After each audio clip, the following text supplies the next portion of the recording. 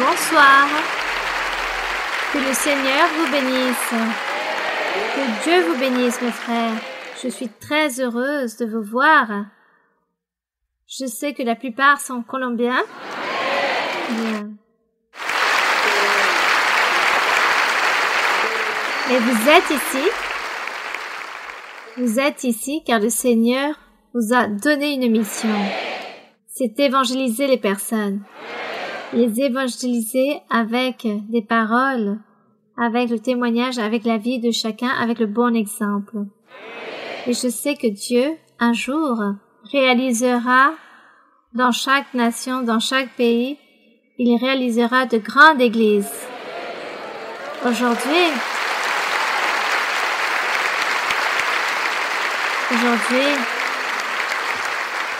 nous allons affermir notre cœur pour le Seigneur. Et comme dit ce cantique, ma pensée c'est Dieu, aujourd'hui, notre pensée, notre cœur est pour notre Dieu. Pour méditer dans la Bible, méditer chaque verset de la Bible, chaque paragraphe, ainsi que les questions. Toutes ces choses sont très essentielles pour l'accroissement de notre vie spirituelle. Et nous apprenons, avec l'étude biblique aussi, car nous apprenons la bonne manière de savoir nous comporter dans notre vie spirituelle vers l'éternité.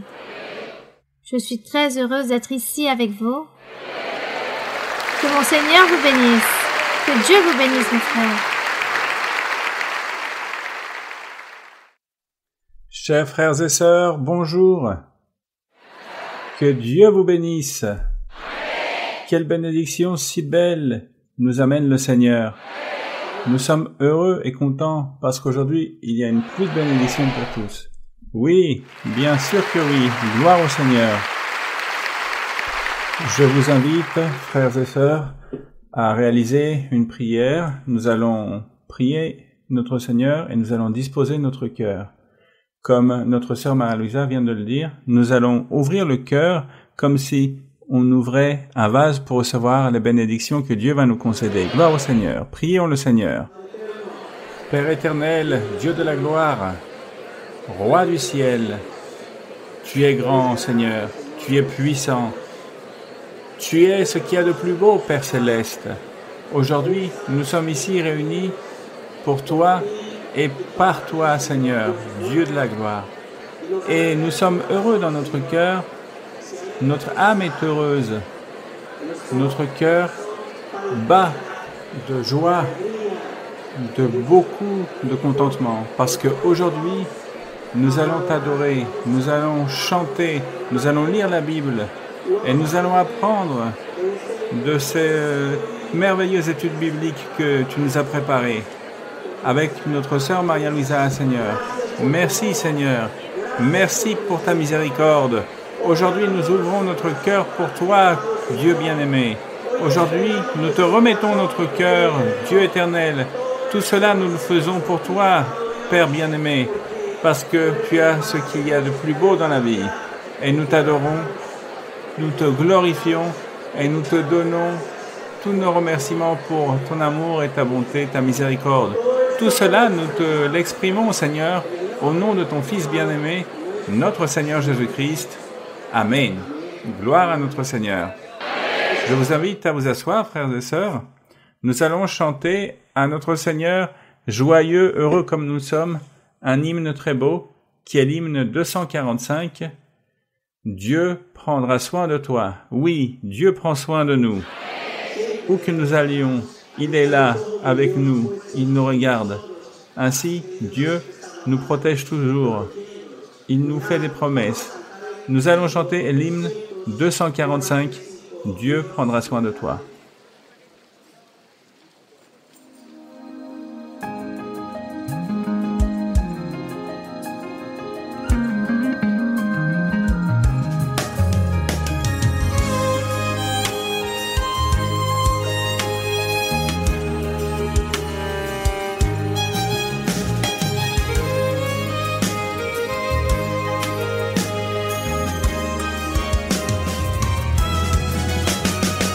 En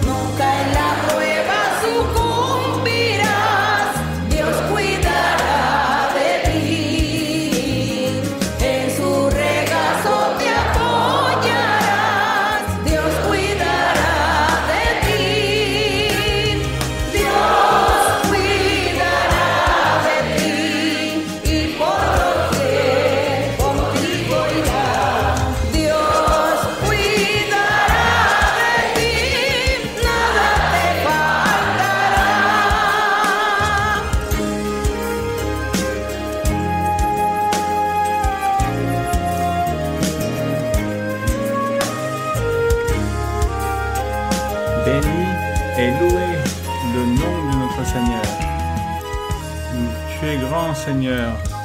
Tu mérites l'honneur, la gloire et la louange.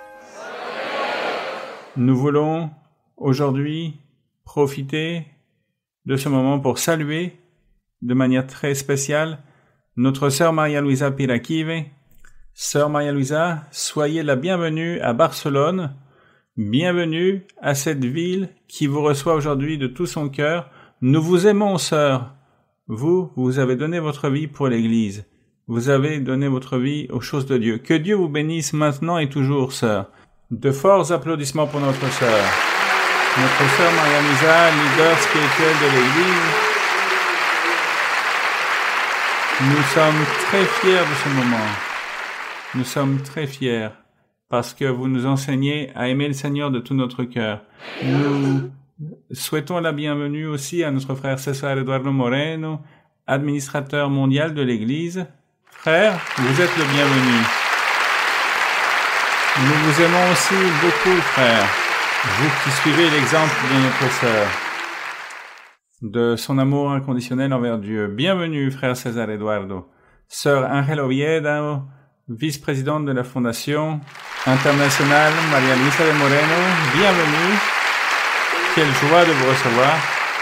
Aussi, nous avons parmi nous notre frère Manuel Virgüez, sénateur de la République, qui représente les valeurs, l'honnêteté. C'est le plan de Dieu dans Mira. Et son épouse, la sœur Edith, et leur fille Samantha. Vous êtes tous bienvenus. Nous souhaitons la bienvenue à notre frère Juan Pablo Oviedo, sœur de notre sœur Ángel Oviedo. Quelle joie de vous recevoir ici, à Barcelone.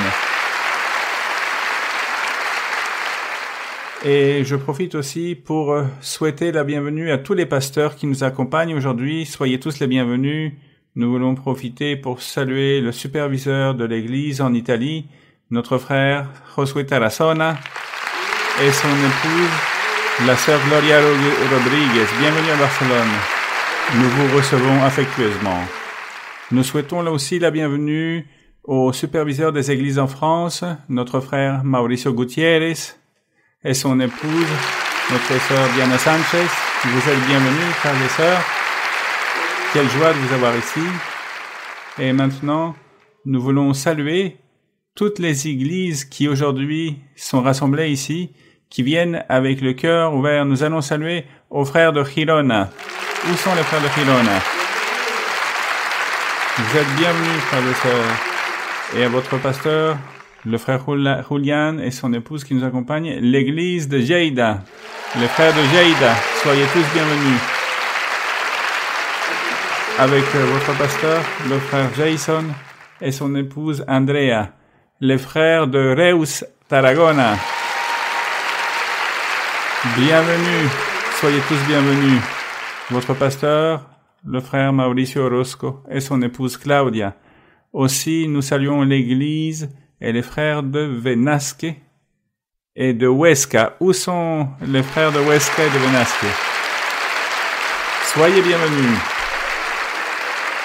Ces deux groupes, ils se réunissent. C'est notre frère Jason Eraso qui leur rend visite. Que Dieu vous bénisse, frères et sœurs. Bienvenue à tous.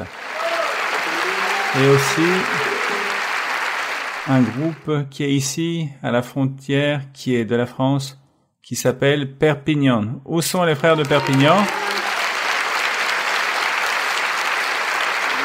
Bienvenue. Ce groupe est emmené par notre frère Mauricio Gutiérrez, l'église de Sabadell. Ici, vous êtes tous bienvenus. Une grande salutation à son pasteur, le frère Carlos, et son épouse, et les frères de Barcelone.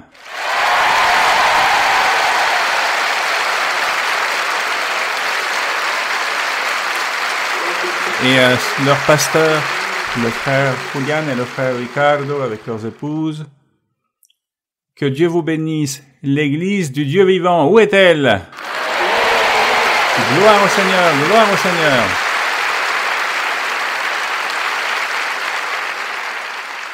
Nous allons, frères et sœurs, à continuer à chanter des cantiques à notre Seigneur. Un salut très spécial aux frères et sœurs qui sont dans le salon à côté, qui vont recevoir beaucoup de bénédictions aussi. Et nous allons chanter au Seigneur l'hymne 204. Chantez avec joie. Hymne 204.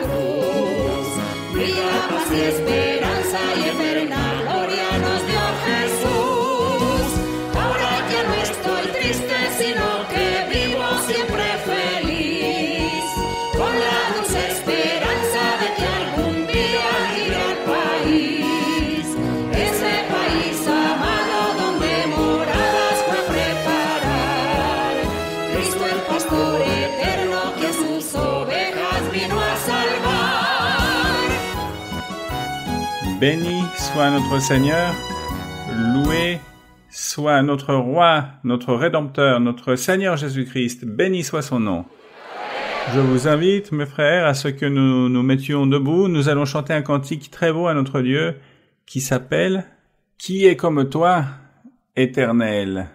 Qui est comme notre Dieu, puissant dans ses miracles. Nous allons chanter ce cantique numéro 77, « Qui comme toi, Éternel ?»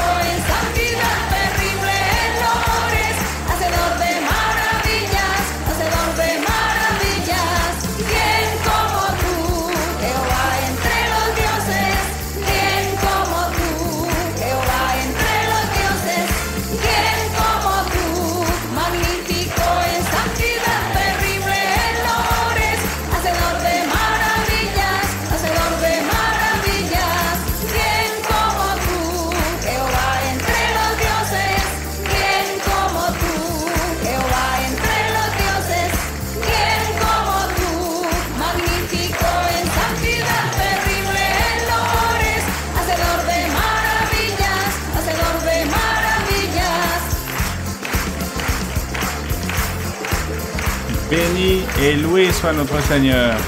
Gloire à notre Dieu pour toujours. Dans l'étude biblique qu'a réalisée notre sœur à Oviedo, une sœur a reçu une bénédiction très grande parce que cela faisait 11 ans qu'elle prenait 3 médicaments. Elle souffrait d'insomnie, elle ne pouvait pas dormir. Et ce jour-là, dans la prière avec notre sœur Marie-Louisa, elle a été libertée, elle a été saine. Gloire au Seigneur. Comme c'est merveilleux. Nous chérissons les prières de notre bien-aimée sœur Marie-Louisa.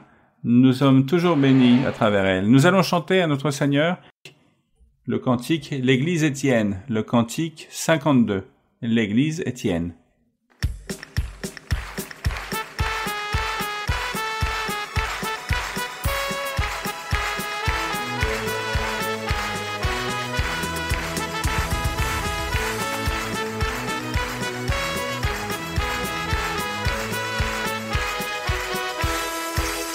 La iglesia es tuya, Señor, te pedimos, tu santa presencia queremos tener. El tiempo vuela y nosotros dormimos, por eso pedimos tu santo poder. Aviva tu obra en medio de los tiempos, porque indiferente está por doquier. Derrama, oh Cristo bueno, un gran avivamiento que sienta tu pueblo tu santo poder. Derrama, oh Cristo bueno, un gran avivamiento que sienta tu pueblo tu santo poder. La iglesia es tuya, Señor, te pedimos, tu santa presencia queremos tener. El tiempo vuela y nosotros dormimos, por eso pedimos tu santo poder. Aviva tu obra en medio de los tiempos, porque indiferente está por doquier. Derrama, oh Cristo bueno, un gran avivamiento que sienta tu pueblo tu santo poder. Derrama, oh Cristo bueno, un gran avivamiento que sienta tu pueblo tu santo poder. Béni soit notre Dieu. Et le moment est arrivé de la bénédiction. Je vous laisse en compagnie de notre sœur Maria-Louisa. Soyez la bienvenue, ma sœur. Recevons notre mère spirituelle.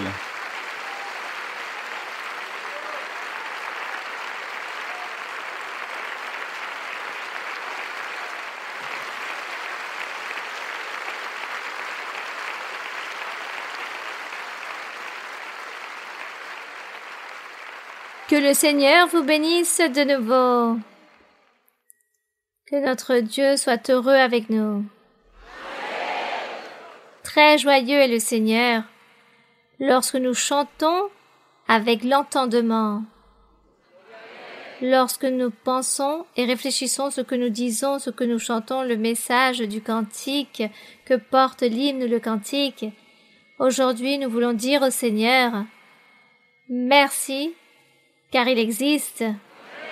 Et nous voulons dire à notre Dieu que nous lui rendons grâce pour le grand privilège que nous avons, que Dieu s'est humilié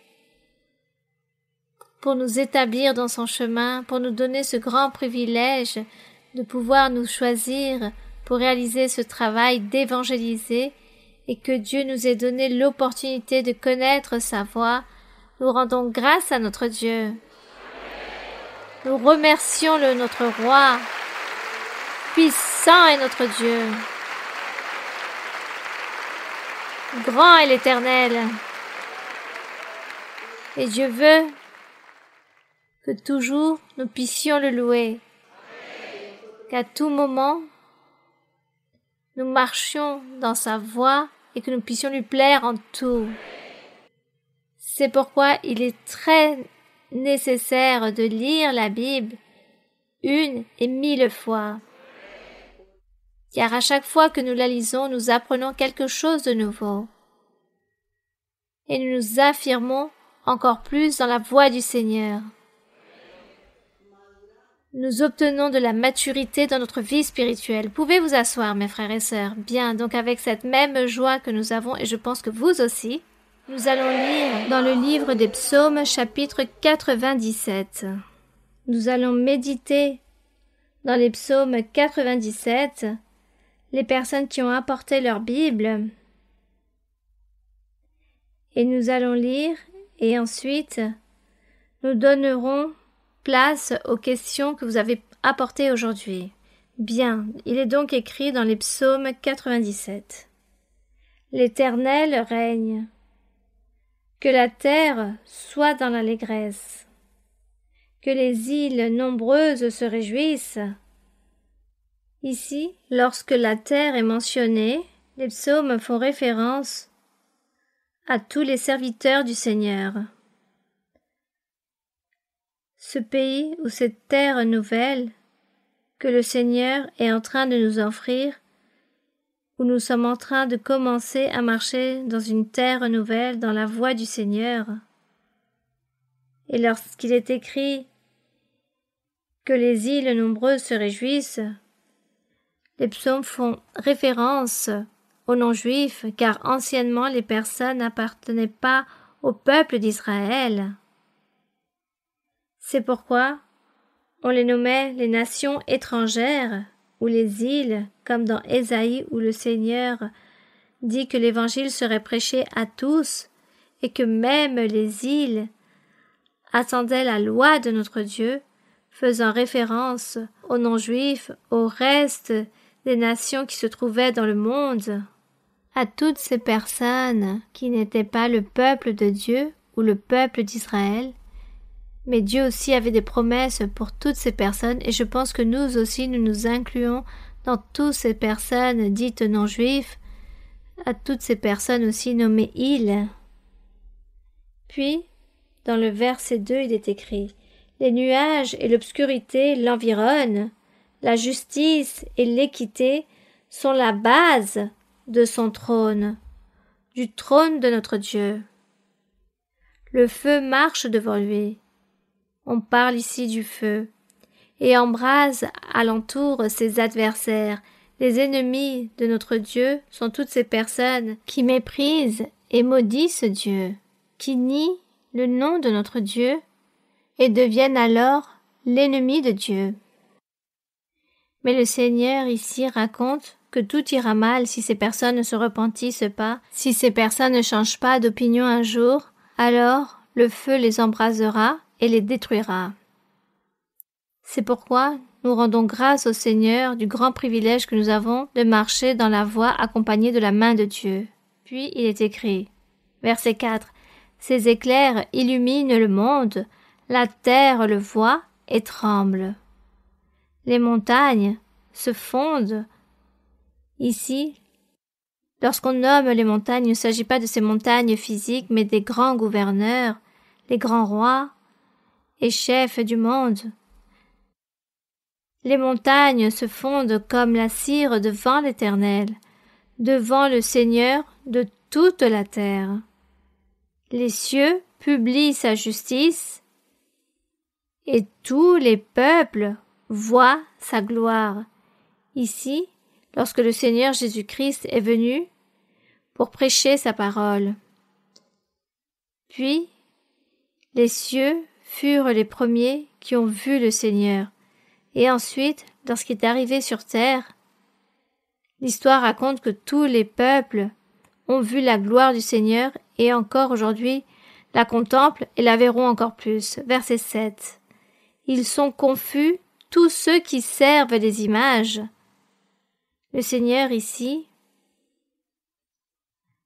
parle au sujet de l'idolâtrie et qui se font gloire des idoles, tous les dieux se prosternent devant lui, car le Seigneur est jaloux, et lorsque Dieu a créé l'homme,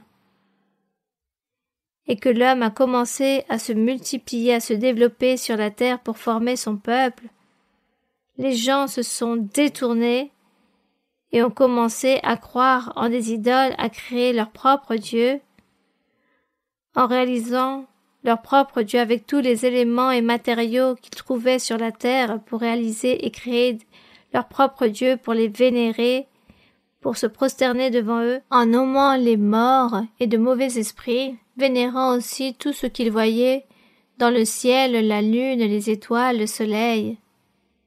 Ils ont pris tous ces éléments pour des dieux, ils se sont détournés de la voie de Dieu, et je parle depuis l'époque d'Adam. C'est pourquoi Dieu s'est irrité, car il s'agit d'un Dieu jaloux. Lorsque Dieu a créé le peuple d'Israël, il a dit à Moïse, « Enseigne-leur le chemin, et enseigne-leur que Dieu est esprit. » Que Dieu, il faut le chercher en esprit. Il ne s'agit pas d'un idole ou d'une matière, il n'a rien de physique. Dieu est jaloux. Il fallait enseigner cela au peuple. Mais le peuple fut très désobéissant. Et nous, aujourd'hui, nous sommes devant la présence de Dieu, et Dieu est en train d'établir aussi un peuple, le Seigneur Jésus-Christ, en train d'établir son peuple, son Église. Car ce peuple qu'a établi Moïse n'a pas voulu accepter ou recevoir les bénédictions de Dieu, n'ont pas réalisé tout ce que Dieu leur demandait, mais ils se sont détournés et devenus ennemis de Dieu. C'est pourquoi le Seigneur a pris la décision de former un peuple nouveau avec Jésus-Christ. Nous avons l'impression d'appartenir à ce peuple, ainsi est notre espérance. Nous espérons tous appartenir à ce peuple d'Israël spirituel, appartenir à ce peuple dont Dieu parle, où il dit qu'il va habiter avec ce peuple et qu'il va demeurer dans le cœur de chacun. Et ainsi est notre espérance, que Dieu puisse vivre dans nos cœurs, afin qu'avec l'aide de Dieu, tout sera plus simple. Nous devons donc le louer, le suivre et nous éloigner, comme il est écrit ici, qu'il ne faut pas glorifier les idoles et ne pas se prosterner devant ces dieux. Et dans le verset 8, il est écrit Sion, l'entend. Sion est l'église spirituelle. Sion l'entend et se réjouit. Les filles de Juda, qui est la même chose que Sion, sont dans l'allégresse, à cause de tes jugements, ô Éternel. Car toi, Éternel, tu es le Très-Haut sur toute la terre. Tu es souverainement élevé au-dessus de tous les dieux. Vous qui aimez l'Éternel, haïssez le mal. Donc tout ceci n'était pas juste pour l'ancien temps, mais pour nous aussi encore aujourd'hui, et pour les futures générations, pour tous ceux qui viendront. Car il est écrit « Vous qui aimez l'Éternel, notre Dieu, haïssez le mal. Dieu garde les âmes de ses fidèles. Il les délivre de la main des méchants. » Une promesse merveilleuse que nous avons ici, où nous devons être confiants en le Seigneur car il nous garde et nous protège lorsque l'ennemi nous poursuit. Verset 11. La lumière est semée pour le juste, et la joie pour ceux dont le cœur est droit. Juste, réjouissez-vous en l'Éternel, et célébrez par vos louanges sa sainteté. Béni soit le Seigneur. Que la louange et la gloire soient pour le nom de notre Dieu.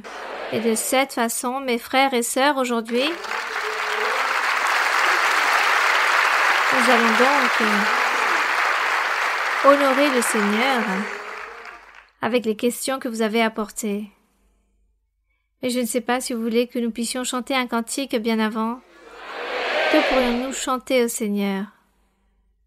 Grand est l'Éternel. Chantons au Seigneur, grand est l'Éternel. Et chantons avec tout notre cœur, et nous allons chanter ainsi sans la piste musicale, mais avec notre gorge. Nous allons chanter au Seigneur.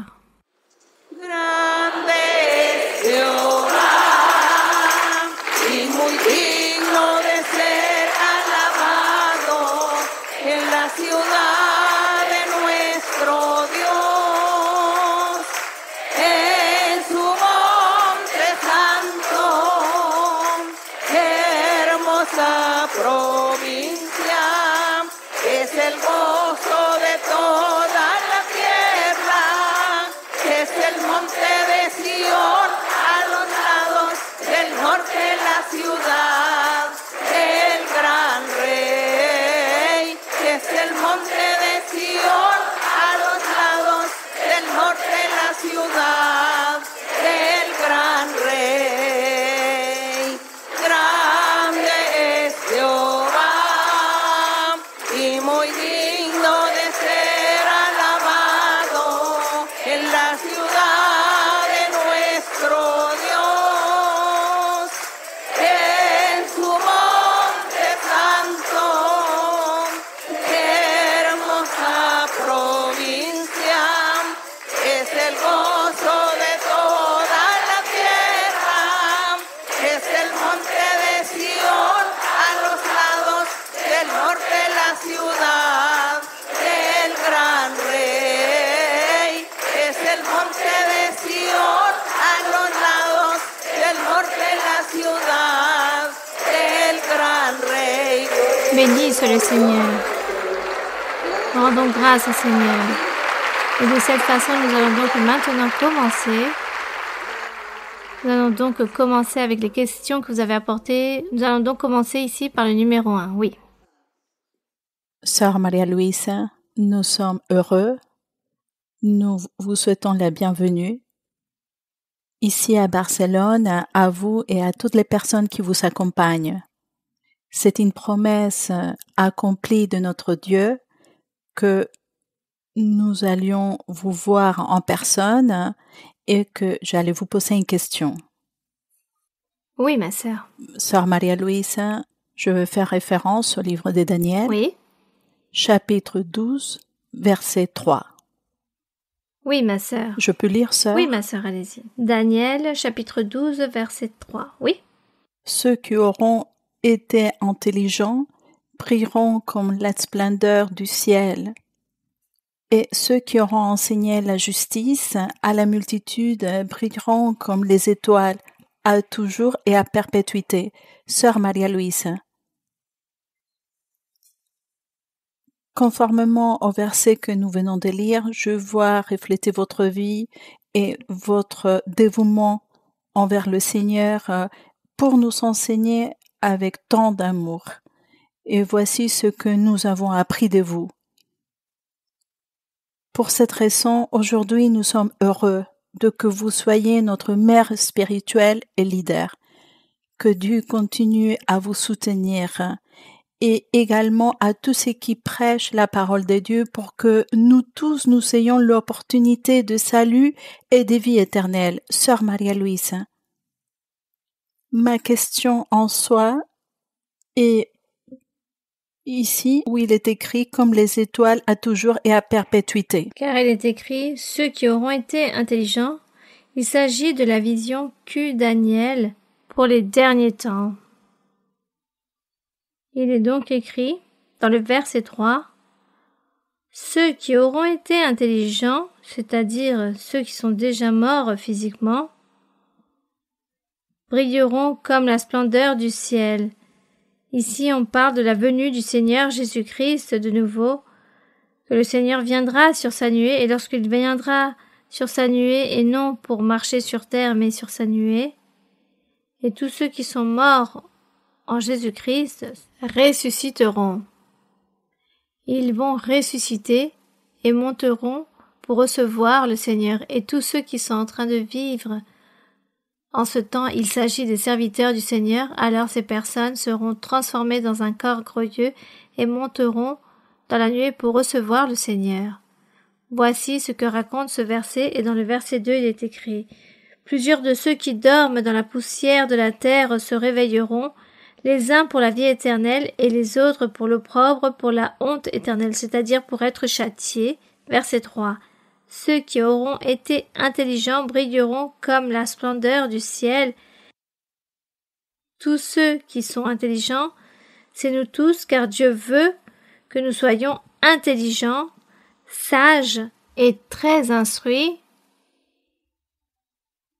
pour pouvoir suivre la voie du Seigneur, comprendre sa doctrine, son chemin, sa voie, et comprendre qu'il existe un chemin qui mène au salut, mais aussi à la condamnation. Mais pour toutes les personnes intelligentes et instruites, aujourd'hui, nous sommes ici, nous comptons parmi ces personnes, car nous choisissons la meilleure chose. Donc, les intelligents sont toutes ces personnes qui ont pu recevoir l'Évangile, l'accepter et suivre la voie du Seigneur. Il s'agit de toutes ces personnes intelligentes.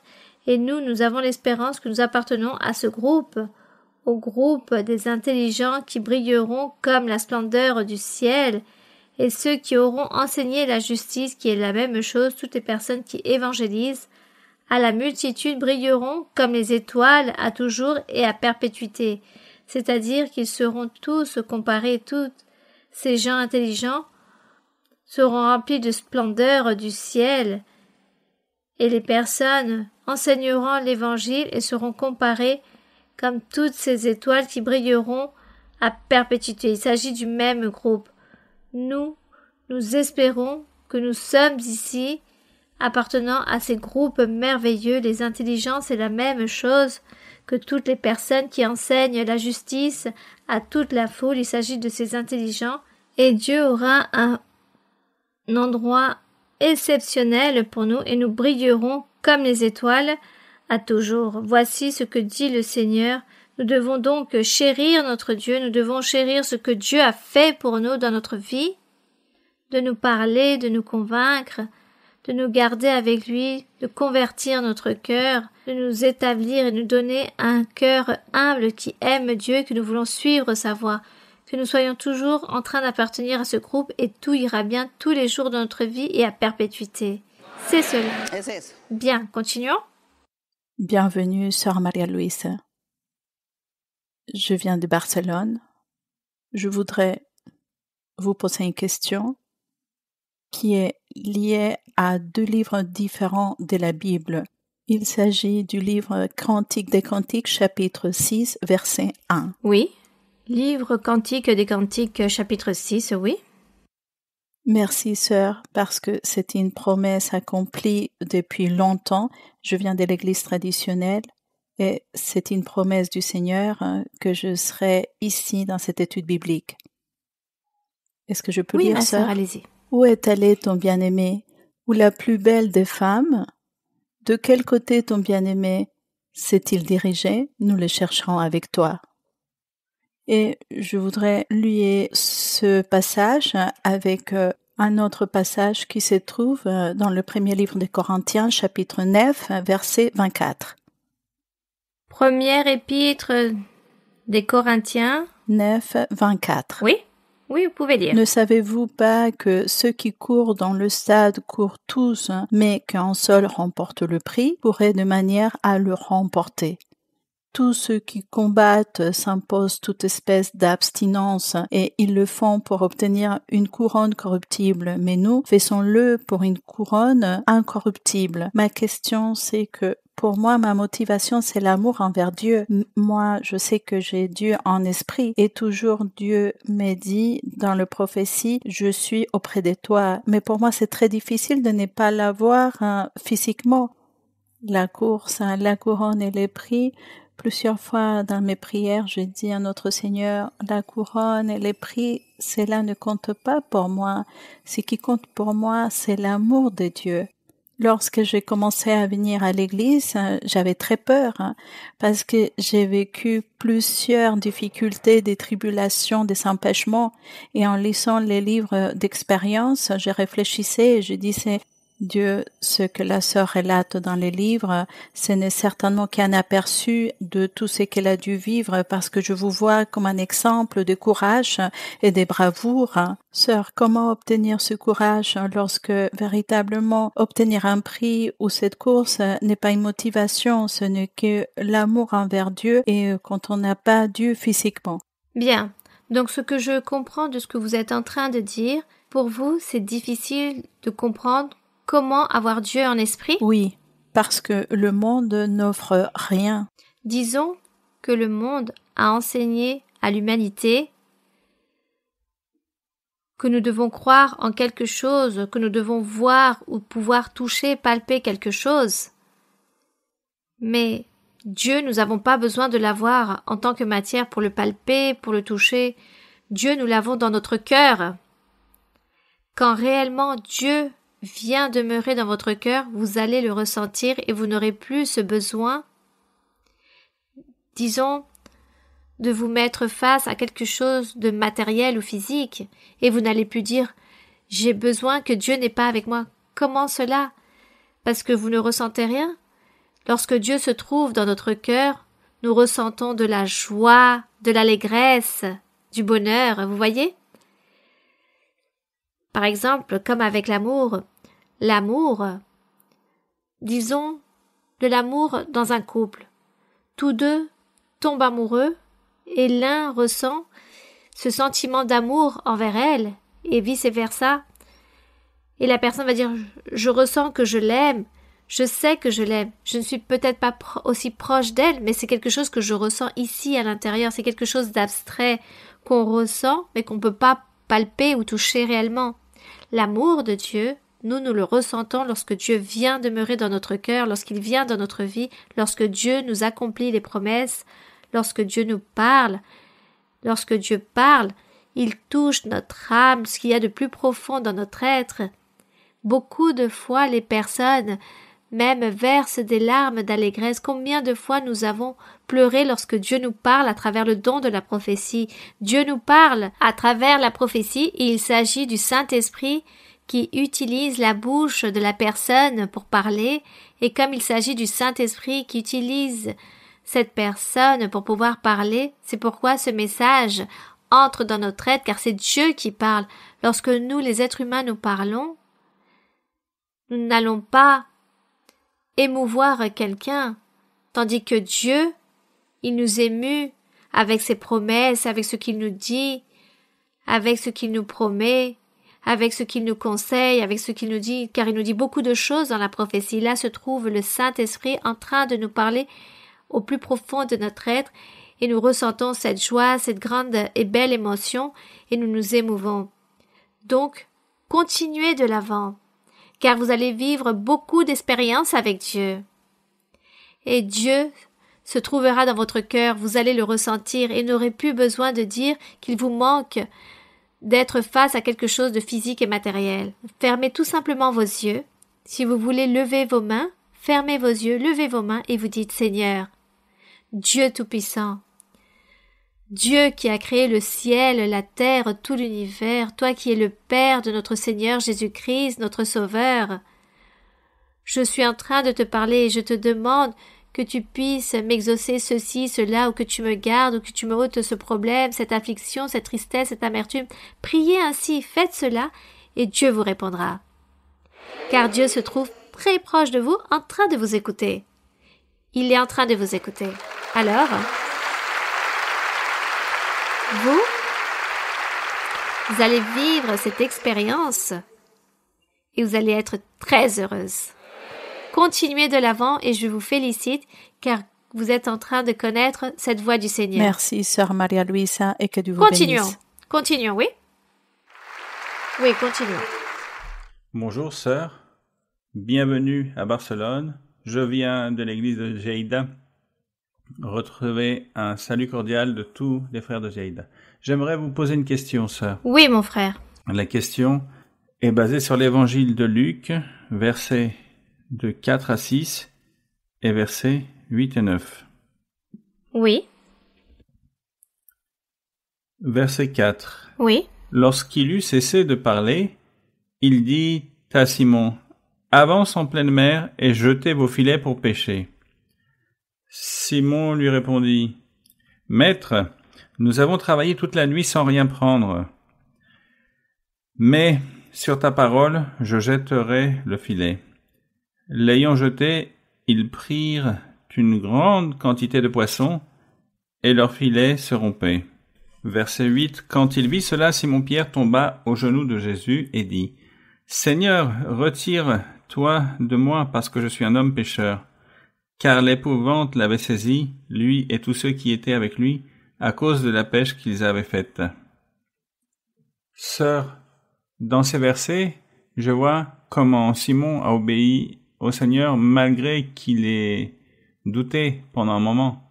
Quand il a dit au Seigneur: nous avons travaillé toute la nuit sans rien prendre, je comprends que Simon a pensé d'une manière humaine, et parce qu'il était pêcheur, il connaissait la mer, et il pensait qu'il n'y avait pas de possibilité de pêcher. Il a toutefois obéi, parce qu'il respectait et il confiait en Dieu. Donc, quand le miracle est arrivé, je comprends que Simon s'est repenti d'avoir douté. Même si dans ce cas, ça pouvait arriver parce que les apôtres n'avaient toujours pas eu d'expérience avec le Seigneur. Aujourd'hui, sœurs, nous avons compris qu'il y a 4 pas dans la foi qui sont croire, obéir, attendre et agir. Et nous voyons comment beaucoup de croyants pratiquent ces étapes. Néanmoins, malgré le fait qu'ils les pratiquent et de voir les miracles que le Seigneur a fait dans leur vie, parfois, ils doutent encore de beaucoup d'aspects. Et ma question est: pourquoi cela arrive-t-il? Pourquoi, malgré les miracles du Seigneur dans leur vie, les personnes doutent parfois? Merci, sœur, que Dieu vous bénisse. Oui, nous les êtres humains, nous sommes ainsi. Nous sommes faibles, avec toutes ces faiblesses. Mais au milieu de ces faiblesses, Dieu se remplit de miséricorde, et il nous aide à tout instant, et il nous dit toujours la même chose. Il nous rappelle les choses. Car si cela ne serait pas ainsi, tout serait parfait depuis le premier moment où Dieu nous parle et nous obéissons. C'est comme si nous serions parfaits. Les choses ne sont pas ainsi. Autant qu'être humain, il s'agit de la faiblesse de la chair, l'ennemi aussi que nous avons, qui empêche que nous puissions plaire à Dieu et lui obéir et comprendre la doctrine au moment précis. C'est pourquoi le Seigneur, toujours, ou du moins le Saint-Esprit, il nous dit toujours les mêmes choses. Il nous répète les choses lorsque le Saint-Esprit nous parle en disant « Continue de l'avant, sois vaillant, sois courageux, efforce-toi, aie la foi, ne t'affaiblis pas, aie confiance. » Le Saint-Esprit, à tout instant, il nous répète la même chose, car il sait qu'autant qu'humains que nous sommes, nous oublions les choses, et que nous ne sommes pas suffisamment forts et capables de retenir une promesse de Dieu ou un ordre du Seigneur, sans qu'il ait besoin de la répéter à plusieurs reprises. Nous sommes ainsi, nous les êtres humains. Mais Dieu se remplit de patience, et c'est pourquoi nous aussi, autant qu'humains que nous sommes, lorsque nous sommes en train d'enseigner, nous sommes en train de dire toujours la même chose. Nous disons toujours les mêmes choses, nous lisons la Bible une et plusieurs fois, et il faut continuer à lire la Bible, car de cette façon nous rappelons les choses de Dieu, car autant qu'humains que nous sommes, nous oublions tout, nous nous laissons distraire, et nous ne cherchons pas Dieu, et nous oublions que Dieu existe. C'est cela. Donc tout cela est tout à fait normal, ne nous inquiétons pas pour toutes ces choses, c'est tout à fait normal. Ici Pierre était à peine en train de connaître le Seigneur, et il leur enseignait la voie, il enseignait la doctrine, l'évangile, le royaume des cieux, et démontrant qu'il s'agissait bien du Seigneur. Cependant, pour toutes ces personnes, c'était très difficile de croire du jour au lendemain. C'est pourquoi ils se remplissaient de doutes, il y avait ce manque de confiance. Surtout à certains moments, ils ont commencé à comprendre, ce fut après la mort du Seigneur Jésus-Christ, lorsqu'ils racontent que le Seigneur même leur a ôté un voile qu'ils avaient sur les yeux, qui leur empêchait de comprendre, et lorsqu'ils ont ôté ce voile, ils ont commencé à comprendre la réalité, la vérité de ce qu'ils avaient vécu. Ils pleuraient, ils étaient très attristés car ils se demandaient pourquoi ils n'avaient pas pu comprendre lorsque le Seigneur marchait avec eux, pourquoi nous avons méprisé ce moment, pourquoi nous n'avons pas réjoui de la présence du Seigneur comme cela devait se faire. Ils se lamentaient de la sorte. Et cela nous arrive parfois aussi dans certains moments ou certaines situations de notre vie, que Dieu fait des miracles, il fait de grandes choses dans notre vie, et peut-être nous oublions, comme si nous oublions les choses, et Dieu doit nous commencer à nous rappeler les choses, et le Seigneur dit « Continuez, persévérez, ne vous lassez pas, soyez courageux ». Le Seigneur à tout moment est en train de nous dire la même chose, et il sait qu'autant qu'humain, qu'il doit être là, comme un grand moteur, le moteur doit toujours fonctionner, pour que quelque chose arrive, et si le moteur s'éteint, alors tout cesse de fonctionner. Ainsi est notre Dieu, il est notre moteur. C'est pourquoi, à tout instant, il est toujours actif avec nous pour que nous puissions continuer et que nous ne lassions pas et que nous n'oublions pas les choses, que nous laissons de côté la paresse, que nous perdons pas la foi, la confiance, car tout cela peut se perdre si le Seigneur ne se trouve pas à nos côtés pour nous motiver à tout moment de notre vie, tous les jours de notre vie. C'est pourquoi Dieu dit, vous devez lire la Bible et vous devez prier à tout instant, prier à tout moment, et de ce fait je serai toujours avec vous et je vous aiderai à tout instant pour que vous puissiez arriver et atteindre l'objectif. C'est cela. Ainsi est notre vie spirituelle, ainsi est la vie de l'être humain, et c'est de cette façon que Dieu agit avec nous les êtres humains. Mais nous rendons grâce à notre Dieu, car là nous avons le Seigneur qui ne va jamais se lasser de nous répéter les choses. Il est toujours en train de nous motiver. Il est toujours en train de nous pousser, de continuer vers l'avant. Bien. Nous allons donc continuer avec une autre question. Bonjour, sœur Maria-Louise. Mon Oui, ma cœur sœur. est très joyeux à l'instant, aussi joyeux que lors de cette étude biblique où je vous ai vu pour la première fois. Il s'agit du témoignage dont le frère Johnny Adair nous a fait part. Et sœur, je viens de l'église traditionnelle. J'ai été élevée par une famille très catholique. Et tel que le frère Johnny Adair nous a fait part dans cette première étude biblique, j'étais tellement heureuse parce que depuis toute petite, je priais le Seigneur et je lui disais, qui pourra m'enseigner, qui pourra m'expliquer tout ce qu'il avait écrit dans ces merveilleux livres? Et je n'avais trouvé personne jusqu'à cette première étude biblique. Lorsque je vous ai écouté, je me suis dit dans mon cœur, dans mes pensées, je disais, seulement si Dieu habite dans son cœur, elle peut enseigner de cette manière comme elle enseigne et elle comprend ses livres de la manière comme elle les comprend. Ce jour-là, j'ai reçu la prophétie et le Seigneur m'a dit que comme j'avais cru que lui, il s'est manifesté à travers vos lèvres, à partir de ce moment-là, il allait me guider à travers des rêves. Et le premier rêve que le Seigneur m'a donné a été effectivement sur moi qui arrivait à l'église traditionnelle. Et dans cette église, tout était obscur. Mais il y avait beaucoup de gens qui avaient la Bible dans leurs mains. Ils essayaient de la lire, mais ils ne pouvaient pas. Et j'avais une grande tristesse dans mon cœur et je me demandais, mais pourquoi ils ne peuvent pas lire? Moi, je ne les entends pas. Que se passe-t-il? Donc, je commençais à regarder partout et je me suis rendu compte qu'ils n'avaient pas de lumière. Donc, je me suis dit, ils n'ont pas de lumière pour pouvoir lire. Donc, j'ai dit, je vais aller chercher la lumière. Mais lorsque j'ai commencé à chercher la lumière, j'ai vu que eux, ils avaient tous des toiles d'araignée sur leur bouche, sur leurs yeux, et je leur ai demandé, qu'est-ce qui vous arrive? Une porte blanche. Et je me suis dit, si la lumière n'est pas là, je ne vais pas pouvoir les aider.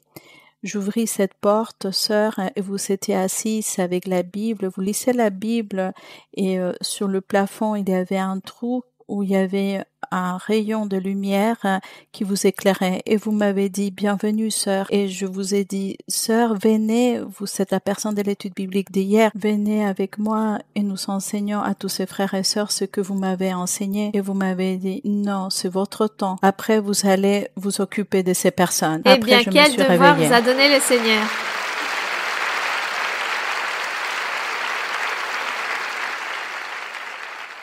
Le Seigneur vous a établi un devoir, un travail d'évangéliser, d'illuminer les personnes, de les éclairer, toutes ces personnes qui se trouvent dans les ténèbres.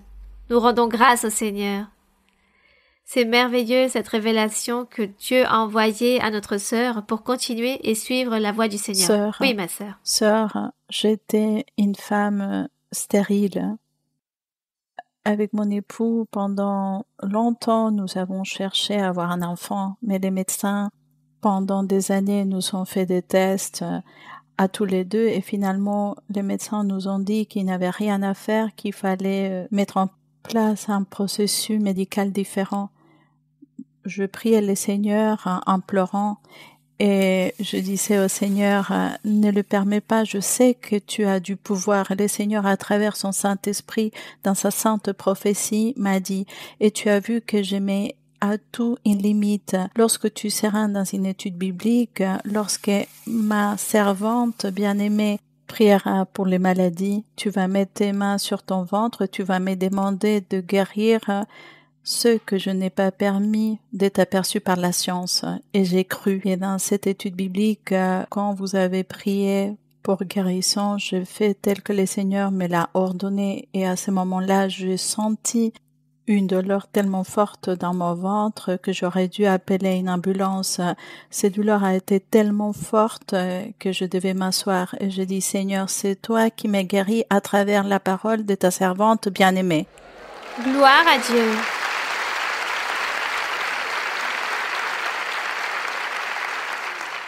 Un mois après, sœur, de cette étude biblique, je suis tombée enceinte. Gloire à Dieu. Béni soit le Seigneur. C'est merveilleux. Lorsque Dieu se remplit de miséricorde et que nous puissions gagner le cœur de Dieu aussi, que nous obtenons sa grâce et sa bonté. Et le Seigneur nous fait plaisir, il nous envoie des révélations, regardez tous ces rêves merveilleux, si précis, et Dieu toujours en train d'exaucer. Alors que peut-on-nous demander de plus au Seigneur? Nous ne pouvons pas douter. Tout simplement obéir et nous soumettre à Dieu et lui plaire en tout car il le mérite. Oui, ma sœur. Sœur, j'ai demandé au Seigneur un garçon et je disais au Seigneur, je souhaite avoir un garçon qui te servira. Le Seigneur m'a donné un rêve dans une salle d'accouchement. Vous étiez ma sage-femme et vous me disiez, sœur, tel que vous l'avez demandé au Seigneur, le voici. C'était un petit garçon. Eh bien, ma sœur, vous l'avez dédié au Seigneur et cela sera ainsi. Oui, vous l'avez dédié à Dieu pour être à son service et cela sera ainsi. Amen, sœur. Sœur, mon fils est né parfait. Les médecins étaient surpris de que Alain ayant que quelques mois de vie. Les médecins me disaient, votre fils, il ne va pas marcher, il va courir, c'est impressionnant. Comment votre fils bouge? Mais le Seigneur m'a parlé en prophétie et m'a dit, à travers ton fils, je prendrai soin de ton cœur. Et 4 mois après cette prophétie, mon fils est tombé malade. Il n'a plus bougé, il n'était plus en mesure de voir, il était déconnecté. Les spécialistes m'ont dit, on est désolé, mais voici la situation que votre fils aura à partir de maintenant. Et je priais le Seigneur, et je dis au Seigneur, Père, tu m'as donné cet enfant parfait, et tu ne te trompes pas dans tes promesses, Seigneur, que ta volonté s'efface en lui. J'ai eu un rêve avec le frère Carlos Alberto. Il venait à l'église et il me donnait prophétie et il me disait, maintenant prends ton fils et va aux études bibliques avec lui. J'ai obéi et j'ai commencé à venir avec lui aux études bibliques. Et chaque fois que vous priez pour des guérissons, mon fils vomissait. Et il commençait à bouger, à sourire et il allait mieux. J'ai eu un rêve avec vous et vous m'avez dit, sœur, ne vous inquiétez pas, cette épilepsie de votre enfant est partie.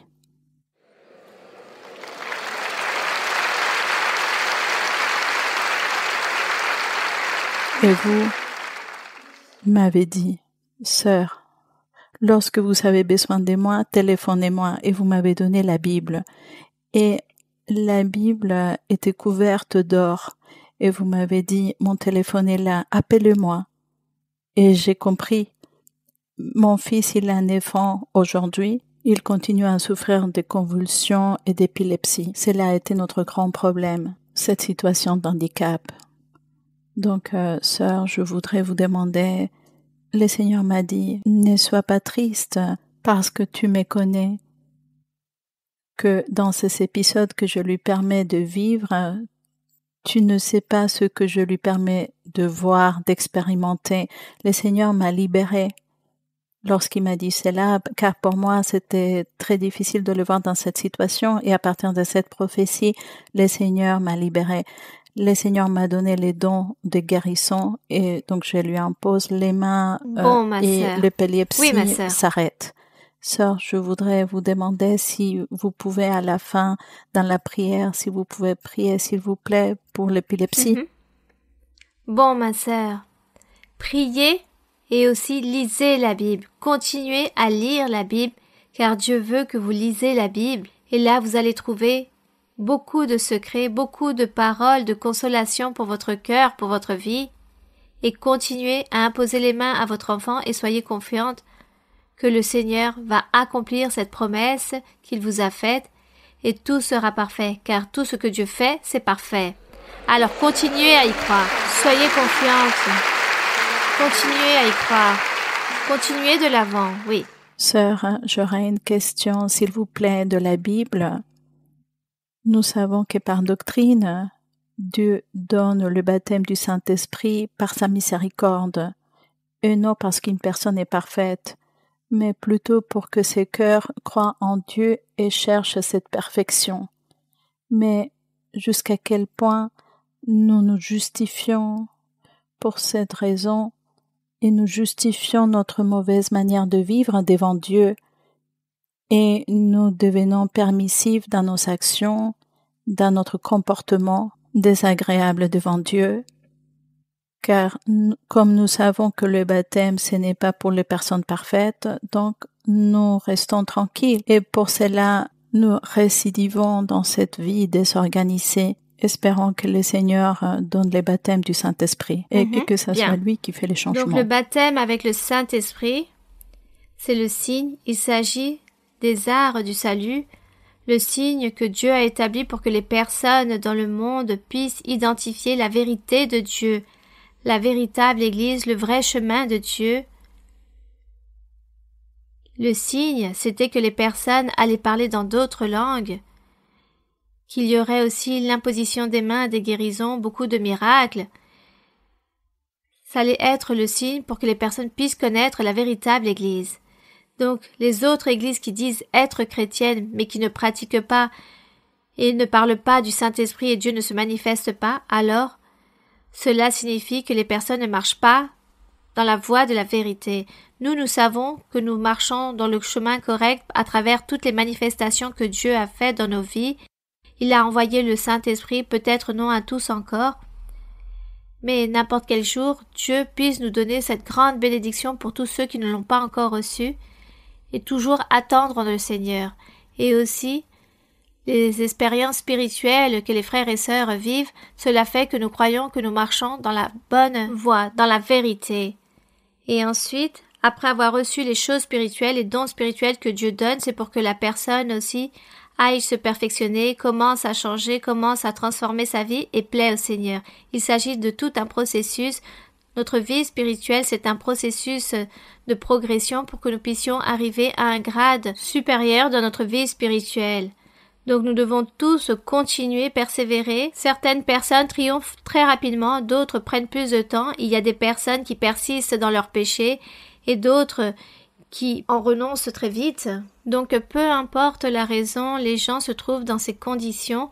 C'est pourquoi nous tous, les croyants, nous devons prier les uns pour les autres. Il s'agit d'une aide en plus et Dieu voit aussi cela.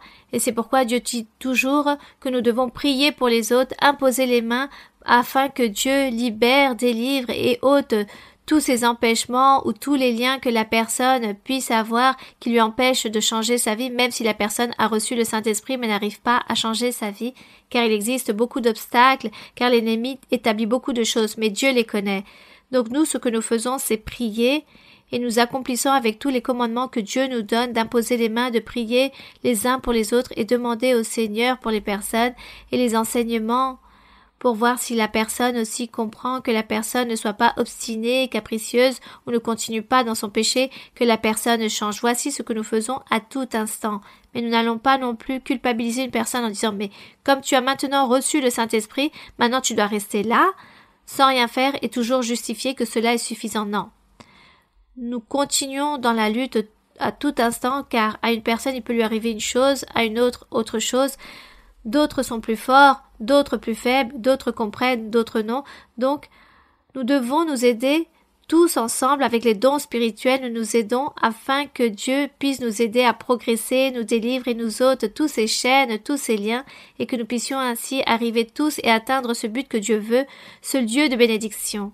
Donc, nous ne pouvons pas non plus parfois juger à la légère, mais plutôt enseigner aux personnes, leur enseigner et donner un bon exemple et un bon témoignage et enseigner la doctrine, enseigner la parole et donner de bons conseils en disant « Changez, éloignez-vous de cette mauvaise vie, cherchez les dons en perfection pour que Dieu vous bénisse. » Voici ce que nous faisons. Bien. Que Dieu nous aide à faire tout ce travail qu'il nous a recommandé de réaliser. Bien. Bien. Il nous reste encore un peu de temps pour à peu près 2 questions. 2 questions encore et nous clôturons. Bona tarda, germana Maria Luisa, que Déu la beneeixi. Bonjour, sœur Maria Luisa, que Dieu vous bénisse. L'église de Lleida, de Benasca et de Huesca vous aime dans le Seigneur. Sœur, j'ai une question. Je voudrais vous poser une question sur 2 mots qui apparaissent dans différents passages de la Bible. Les mots sont vêtus et revêtus. Par exemple, dans Éphésiens 4:24, la parole du Seigneur est écrite ainsi. Et à revêtir l'homme nouveau, créé selon Dieu, dans une justice et une sainteté que produit la vérité. Dans le chapitre 6 et à partir du verset 10, le Seigneur nous enseigne au sujet des armes de Dieu et nous invite à nous revêtir de toutes les armes de Dieu. Et ensuite, dans différents chapitres, dans différents livres, dans les livres des Corinthiens, des Colossiens, des Galates, il est écrit au sujet d'être revêtu. Ma question est, sœur, est-ce que ces 2 mots ont le même sens ou il y a 2 moments? Nous sommes vêtus lorsque nous croyons, nous nous repentons, comme par exemple lorsque nous sommes baptisés d'eau et nous nous engageons à changer notre vie. Et conformément à notre avancement dans l'Évangile, nous sommes revêtus par le Seigneur nous décore de vertus, de talents et de dons spirituels. Merci beaucoup. Mais vous m'avez pas lu un verset où il est écrit revêtu. Par exemple, sœur, dans le 2e livre des Corinthiens 5, verset 2, il est écrit ainsi. Désirons revêtir notre domicile céleste. Bien. Donc, revêtu, disons que la personne était déjà habillée, Amen. Elle portait déjà un vêtement. Donc, si on dit se revêtir, c'est porter une autre couche de vêtements. Mais se revêtir, disons que c'est plutôt s'ôter ces habits que vous aviez anciennement, que vous enlevez ces habits que vous portiez avant, lorsque vous ne connaissiez pas Dieu, vous portiez, spirituellement parlant, des mauvais habits. C'est ce qui représentait le péché dans lequel la personne vit, la méchanceté, l'ignorance, le manque de connaissance au sujet de Dieu, vivre dans les ténèbres par exemple, que vous étiez vêtus avec ces habits. Mais lorsqu'on connaît le Seigneur, lorsqu'on se convertit à Dieu, nous ôtons ce habit usé et nous établissons un nouvel habit car Dieu nous donne spirituellement de nouveaux habits. Ainsi est notre vêtement. Mais lorsqu'on parle ici de revêtir de puissance, c'est-à-dire, par-dessus ce bel habit que vous portez spirituellement, posez sur vous un nouvel habit rempli de puissance et vous êtes une personne remplie des dons spirituels avec la puissance en train de travailler pour le Seigneur et en train de dédier votre vie pour le Seigneur. C'est comme dire cela. Cela signifie la même chose. C'est porter un nouvel habit, car nous allons plus utiliser le vêtement que nous utilisions avant dans notre vie mondaine. Maintenant, aujourd'hui, nous avons un nouvel habit, le reste est resté dans le passé, mais Dieu dit qu'il nous vêtira avec des habits blancs, mais aussi qu'il nous habille avec des vêtements de pierres précieuses. Donc je pense que lorsqu'il donne ce vêtement de pierres précieuses, il s'agit de quelque chose de supérieur, disons de quelque chose de mieux, plus puissant que ce vêtement blanc que le Seigneur établit aux personnes. Lorsqu'il nous habille tout d'abord avec des habits blancs, mais lorsqu'il veut récompenser une personne, il dit qu'il l'habille avec des vêtements de pierres précieuses. Et c'est là où vient ce revêtement, le revêtement que par-dessus cet habit blanc, il nous établit un vêtement rempli de pierres précieuses. Plus vous progressez spirituellement, vous êtes rempli de vertus, de dons spirituels. Dieu utilise la personne à son service et sûrement Dieu vous vêtira d'une meilleure façon. Il vous donnera une meilleure récompense. C'est cela. Bien, continuons. Oui, une dernière question. Sœur Maria-Louisa, bienvenue, bonjour, que Dieu vous bénisse. Recevez, vous et les personnes qui vous accompagnent, une grande bienvenue de l'œuvre de Girona. Tout à l'heure, vous nous parliez de la grande bénédiction que nous avons d'être ici dans l'Église véritable du Seigneur. Et il me vient à l'esprit un verset de la Bible dans le livre de Jérémie, plus exactement dans le 3e chapitre, verset 15, où le Seigneur parle qu'il allait nous établir des pasteurs selon son cœur et selon sa science pour qu'il nous fasse paître. Et vraiment, nous sommes très bénis d'avoir vous, en tant que berger et pasteur, qui nous guide dans l'Église et qui nous approche chaque jour de la divine présence de notre Dieu. Sœur, si vous me le permettez, j'ai une question maintenant. Dans le livre de Cantiques des Cantiques, dans le chapitre numéro 4, verset numéro 16, Cantiques des Cantiques, chapitre 4. Livre du Cantique des Cantiques 16. Chapitre 4, verset 16. Oui, Je peux lire, sœur? oui, mon frère. Il est dit dans le verset 16, « Lève-toi, Aquilon, viens, ô temps, soufflez sur mon jardin, et que les parfums s'en exhalent.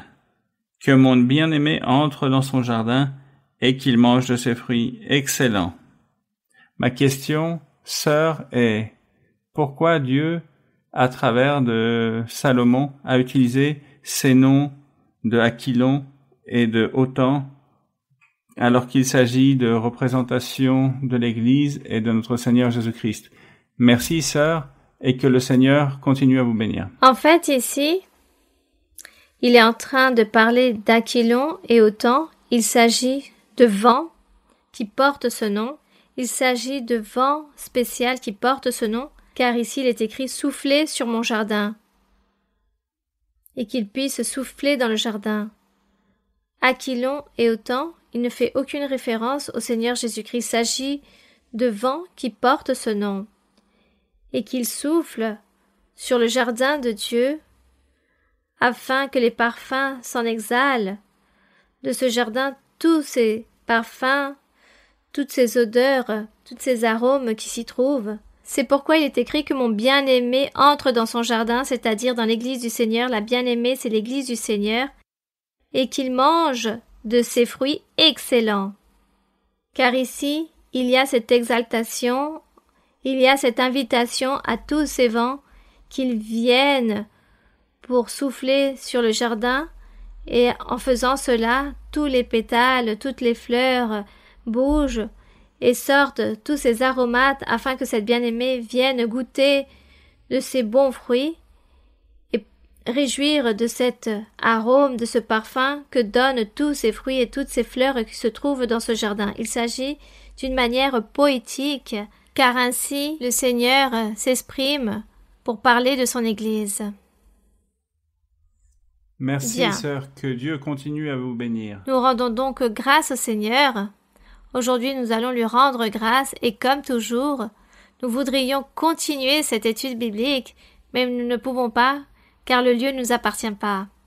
Donc, sinon, on va nous jeter dehors. Mais nous rendons grâce au Seigneur que les questions, je sais que les questions portent une grande bénédiction spirituelle pour chacun d'entre nous, et Dieu aussi, le Seigneur aussi, se plaît de tout ce que nous faisons, car cela fait partie de l'obéissance de cet ordre que lorsque le Seigneur disait « il faut réaliser des études bibliques ». Et là, nous réalisons les études bibliques avec l'aide du Seigneur. Nous méditons en le Seigneur et nous glorifions notre Dieu, car il se manifeste de cette façon, surtout lorsque nous écoutons tous ces rêves que le sœur a envoyés à cette sœur, et que tout s'accomplit, et même avec cela nous donnons la gloire au Seigneur, nous donnons la gloire à Dieu lorsque Dieu se manifeste à travers des rêves, des visions, et le Seigneur exauce toutes ces merveilles, toutes ces choses merveilleuses. Nous rendons grâce au Seigneur. Aujourd'hui, nous allons donc prier et demander à notre Dieu pour les guérisons. Nous allons demander au Seigneur qu'il nous aide et que le Seigneur nous donne de l'intelligence, de la sagesse pour pouvoir comprendre sa voix, pour pouvoir continuer dans ce sentier, pour lui obéir, et que nous soyons des fils obéissants à notre Dieu, que nous soyons de bons fils, une lumière qui brille dans le monde. Nous allons donc demander au Seigneur qu'il nous aide et que le Seigneur n'aille jamais s'éloigner de nous. Nous allons donc demander au Seigneur aussi pour tous les miracles, les prodiges, pour les guérisons. La sœur qui demande que le Seigneur, elle veut que le Seigneur guérisse son fils qu'elle lui a fait par promesse, et je sais que le Seigneur va bien exaucer son vœu et réaliser ce miracle à cette sœur. Et nous allons donc demander à Dieu, nous allons demander au Seigneur pour toutes les maladies. Nous ne pouvons pas énumérer toutes les maladies qui existent car il y en a une grande quantité, mais Dieu les connaît et Dieu sait Chacun d'entre vous, demandez au Seigneur pour la maladie de votre proche ou la maladie que vous avez. Vous demandez au Seigneur et Dieu sait tout, il connaît tout. Dieu récompense nos attitudes.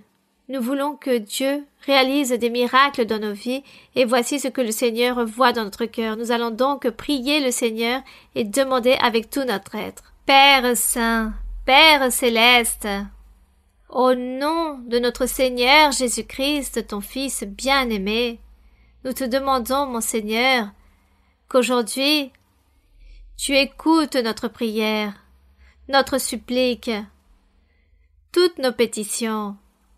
Seigneur, exauce les vœux que nous portons dans notre cœur. Tu connais nos besoins. Tu sais tout sur nous, absolument tout. Tu connais nos pensées.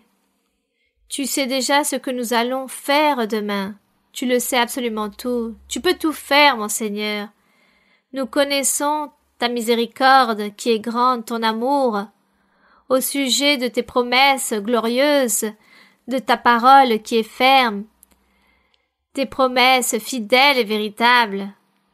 Nous savons que tu es un Dieu d'amour et de miséricorde, que tu es un Dieu qui se remplit de compassion de toute personne qui invoque ton nom avec un cœur sincère.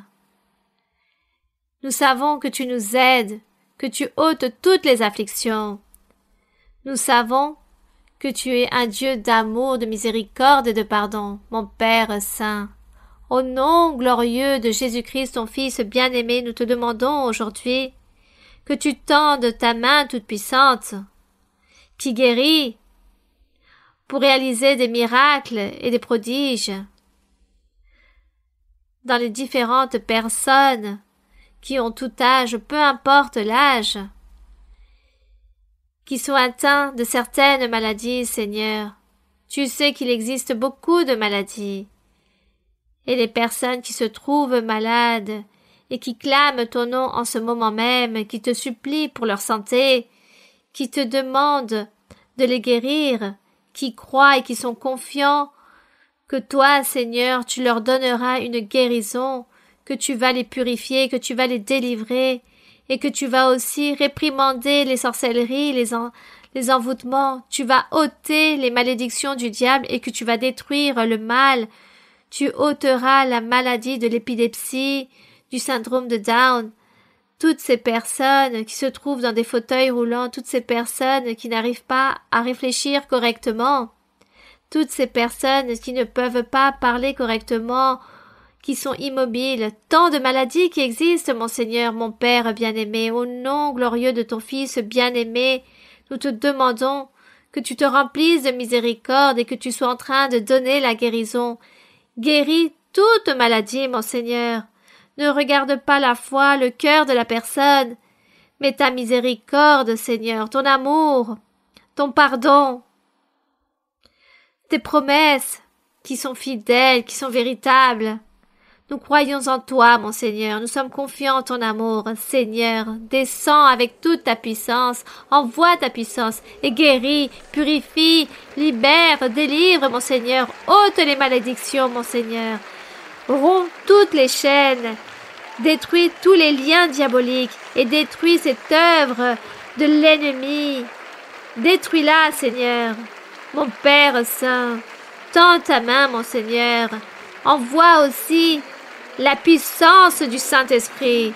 Envoie tes dons spirituels.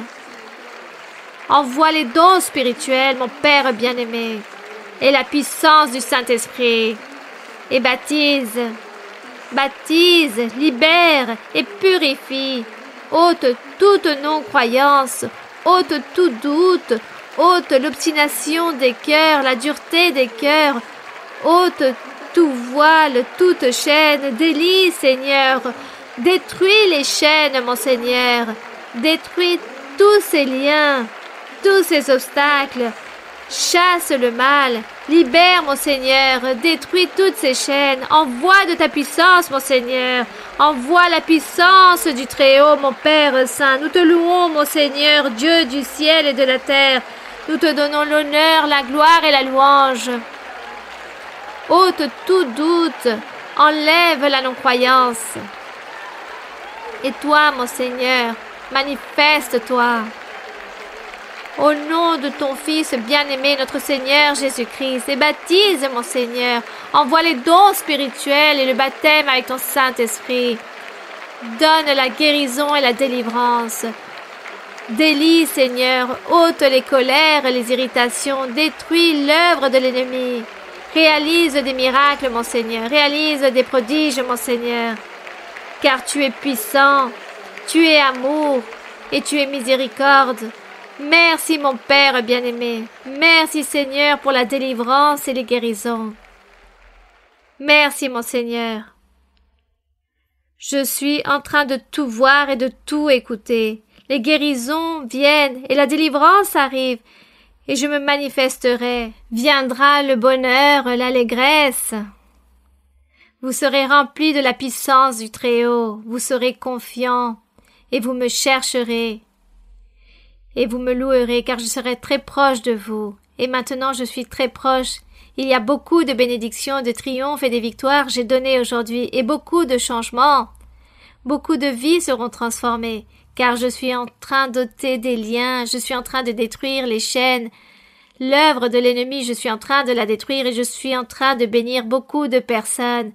Et je suis en train de ôter toutes les difficultés que l'ennemi a réalisées sur beaucoup, et je suis en train d'ôter beaucoup de tribulations. Je bénirai aussi économiquement et matériellement à beaucoup de personnes. Et je donnerai une nouvelle vie. Beaucoup de changements viennent. Le Saint-Esprit viendra promptement sur beaucoup et je vous donnerai les dons spirituels en perfection. Continuez de l'avant. Ne vous remplissez pas de toutes ces afflictions de mauvais esprits. Ne vous attristez pas, car je suis en train de vous donner la joie, l'allégresse, la paix, et beaucoup ont reçu la bénédiction, et promptement vous allez expérimenter la bénédiction que je vous ai donnée. Continuez, persévérez, soyez fermes, sincères et droits dans votre cœur. Cherchez ma face, car je suis très proche de chacun d'entre vous. Viendra de grands changements positifs et beaucoup de prospérité, beaucoup de bénédictions. Soyez confiants. Merci mon Dieu Tout-Puissant. Merci, nous te rendons grâce, mon Père Saint, au nom de Jésus-Christ, ton Fils bien-aimé. Merci, mon Seigneur. Nous te rendons grâce, mon Père Saint. Merci, mon Roi, juste Roi. Alléluia. Merci, éternel Dieu. Merci, mon Seigneur. Merci, alléluia. Ya es tiempo, mis hermanos, levantarnos del fatal y largo sueño, despertarnos y llevar a toda criatura el mensaje de paz y salvación. ¿Quién irá? ¿Quién irá? ¿Quién la luz le llevará? ¿Quién irá? ¿Quién irá? ¿Quién testigo fiel será? En la viña son pocos los obreros. ¿Quién irá? ¿Quién irá a su viña hoy? Yo iré, yo iré, yo la luz le llevaré. Yo iré, yo iré, yo testigo fiel seré. En la viña son pocos los obreros. Yo iré a su viña hoy. Ya es tiempo, mis hermanos, levantarnos del fatal y largo sueño, despertarnos y llevar a toda criatura el mensaje de paz y salvación. ¿Quién irá? ¿Quién irá? ¿Quién la luz le llevará? ¿Quién irá? ¿Quién irá? ¿Quién testigo fiel será? En la viña son pocos los obreros. ¿Quién irá? ¿Quién irá a su viña hoy? Yo iré, yo iré, yo la luz le llevaré. Yo iré, yo iré, yo testigo fiel seré. En la viña son pocos los obreros. Yo iré a su viña hoy. Gloire au roi. Gloire à notre Dieu. Louange au Seigneur. Nous te rendons grâce, mon Père. Merci, Seigneur. Merci.